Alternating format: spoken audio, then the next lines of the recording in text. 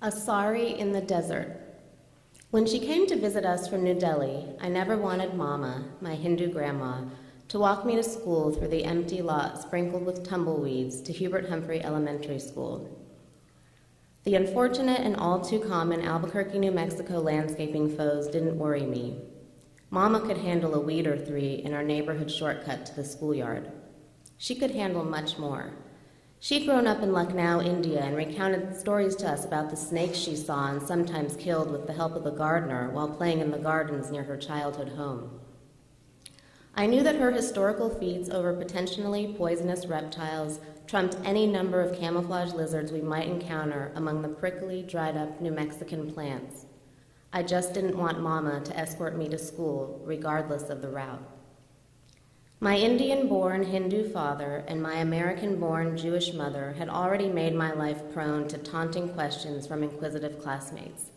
"You don't go to church on Sundays? Why does your dad talk funny? Why does your house smell like spices all the time? Why don't you celebrate Christmas?" By the time I turned 6 years old, I'd come to feeble terms with my culturally and religiously different family when it required defending. I had pat answers to most of my classmates' questions. "No, we go to temple for Friday night services, or sometimes on Saturday. We have Sunday school on Sundays just like you do." Because he was born in India and went to school in England. "My dad likes to make curry. It's what Indian people eat. The smell goes away when you open a window while he's cooking." But after getting terribly frustrated with all of the confusion and disappointed looks I got while explaining the Hanukkah story in first grade, spoiler alert, Santa Claus doesn't make an appearance when the oil miraculously lasts for 8 nights, Mom and the mother of the only other Jewish kid in my grade petitioned Principal Romero. Josh Kronberg's mother and mom requested that Josh and I have the same second grade teacher. The principal acquiesced.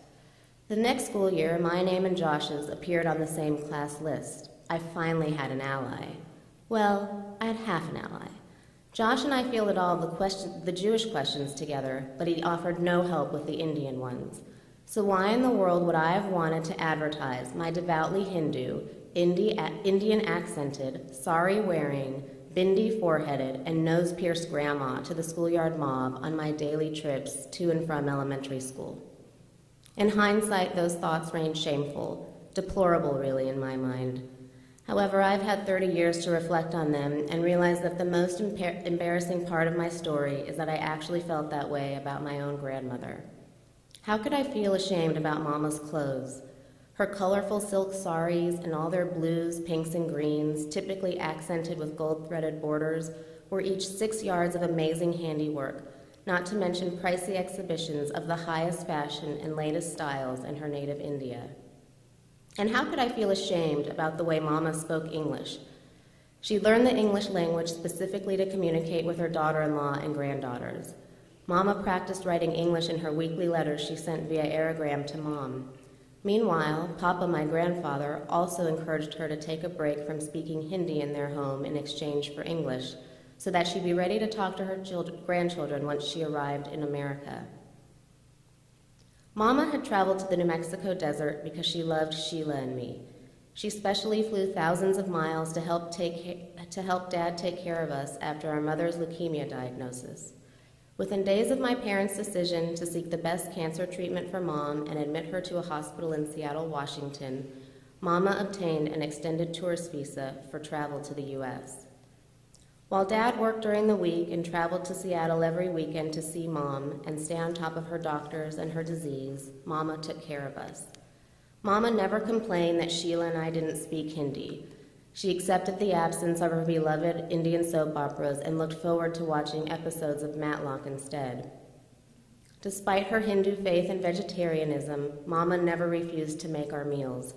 She didn't balk at the deli meat we kept in the refrigerator, despite it representing a terrible affront to her deities.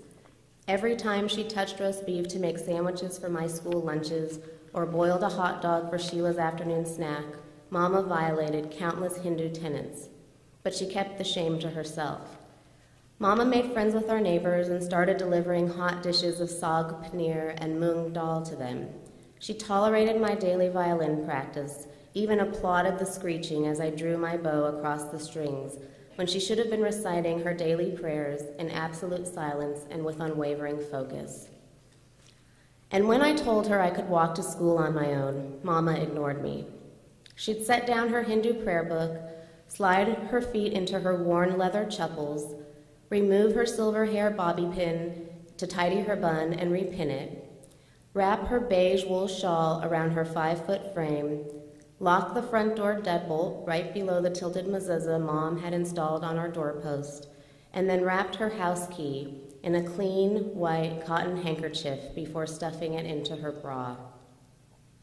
Next, she'd grab my 7-year-old hand in her own brown one that'd been smoothed from years of hand-making traditional whole wheat chapatis and explained, "We walk to school now." Thank you.